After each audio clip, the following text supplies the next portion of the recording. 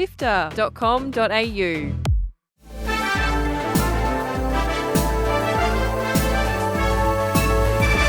Hi, I'm Fiona Bartholomeus. And I'm Kyle Paletto. Welcome to Walkthrough, Sifter's weekly recap on the biggest news in video games. This week, Embracer is gone, replaced by 3 separate companies. Hit indie El Paso Elsewhere is being made into a film, and Tarkov players will not tolerate a pricey pay-to-win bundle. Here is the news for Sunday, 28th of April. Let's go.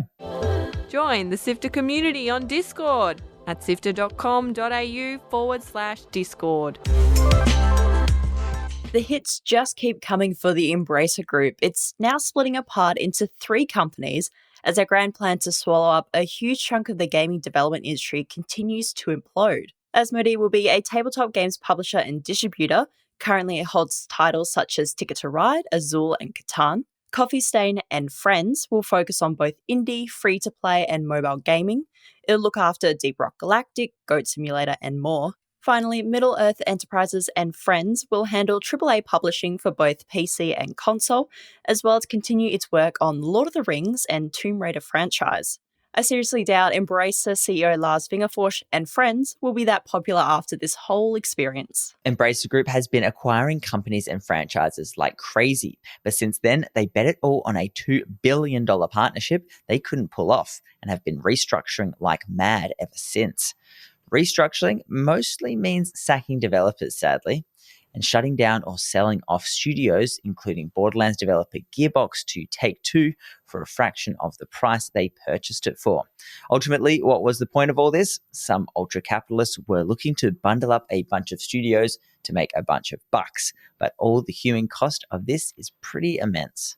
Escape from Tarkov players are an intense bunch at the best of times, but a new pay-to-win mode has really upset some of the most dedicated fans who feel they've been cheated out of DLC. Here's how it works. Battlestate Games have launched a new PvE mode, which is exclusive to a $250 unheard edition of the game. The new PvE offers ongoing upgrades that carry over.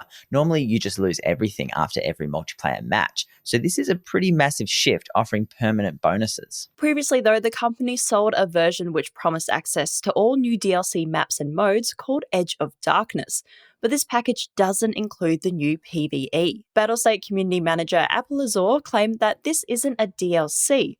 It's a new unique feature game mode which definitely doesn't pass the pub test. They've relented slightly now and are offering this game mode for 6 months for Edge of Darkness owners, but players are still chanting in-game this cannot be tolerated.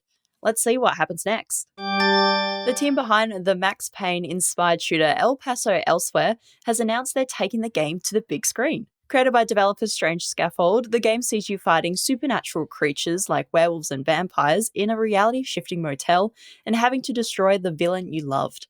It was reported by Variety that Lakeith Stanfield, known for his roles in Get Out, Sorry to Bother You and Knives Out, is in talks to star in the film, with production company D. Bonaventura Pictures, known for the G.I. Joe and Transformers films, set to produce. After the success of The Last of Us and now Fallout, I feel like we're stepping into an age where video game adaptations are being taken seriously. Just make a new story in the same world though. Seriously, no need to adapt it directly as Fallout has proven. The transition to TV and film doesn't need to be a one-to-one. Let us know on Discord what indie game you'd like to see as a movie. That's at sifter.com.au/Discord.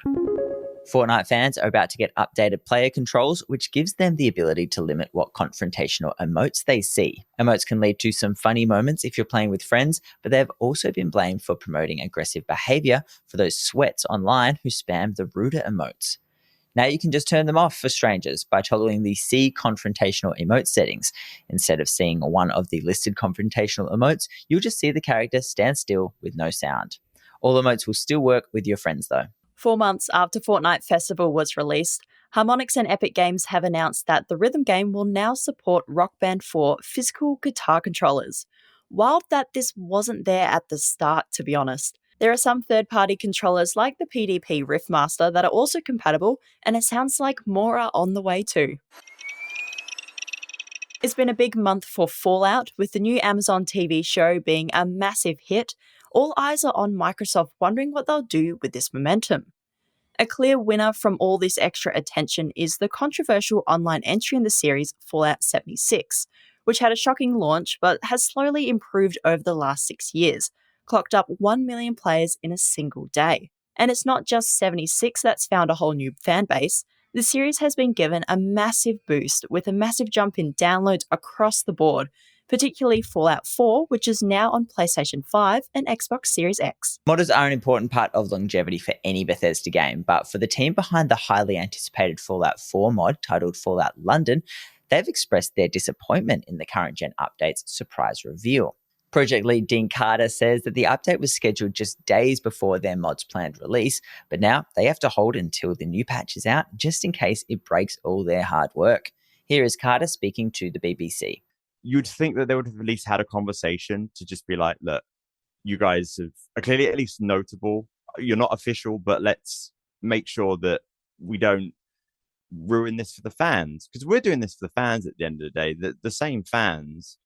And this has now just caused us delay, which hurts a lot of our team and our hard work for the past 4 years. And it's let down a lot of fans. And as a result, as we've seen from the sort of backlash from the video, is that people are blaming Bethesda, even though I asked them sort of not to. And I think that's inevitable when there's that lack of communication. So I just wish that they had a conversation with us. To keep up to date with everything Fallout, stay tuned to Walkthrough. That's it for the big headlines. Here are the games coming out this week. Sea of Thieves is coming to PlayStation 5 on the 30th after years of being a Microsoft exclusive. This light-hearted pirate game is so much fun, especially co-op with a few friends. Jump in on the action this Tuesday. Endless Ocean Luminous is the latest installment of the Endless Ocean series, and the first in 15 years. Explore a rich underwater world with over 500 species, including mythical and extinct creatures, and discover hidden temples and shipwrecks. That's exclusive to the Switch on the 2nd. Also out on the 2nd, Toho Mystia's Izakaya makes its way to the Nintendo Switch. It's a cute pixel art inventory management and restaurant owner sim where you take on the role of Mystia Lorelei and operate your own bar in the whimsical world of Gen Sokyo. Pick it up this Thursday. Here's a cute indie you might have missed. Surmount is a mountain climbing game that has some funny physics and leans into the wacky rather than realistic. It's multiplayer too, so you can help or hinder your mates up the mountain. Play it on Switch and PC on Thursday.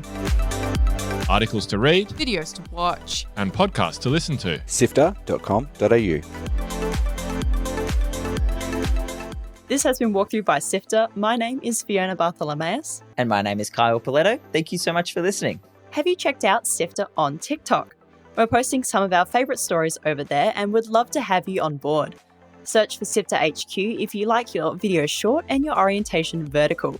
That's Sifter HQ on TikTok. Sifter is produced by myself, Fiona Bartholomeus, Adam Christou, Courtney Barrett, Daniel Ang, and Chris Button.